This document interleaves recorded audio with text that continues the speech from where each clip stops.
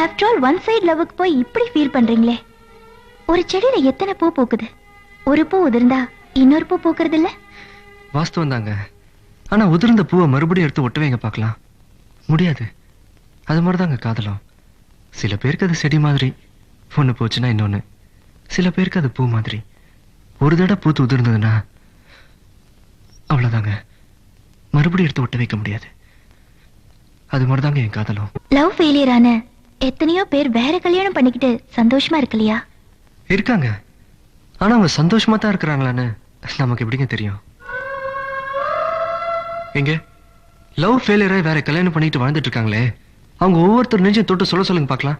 என் மனசுல அந்த பழைய காதல் இல்ல, எல்லாத்தையும் மறந்துட்டு வாழ்ந்துட்டு இருக்கேன்னு. நிச்சயம் முடியாதுங்க.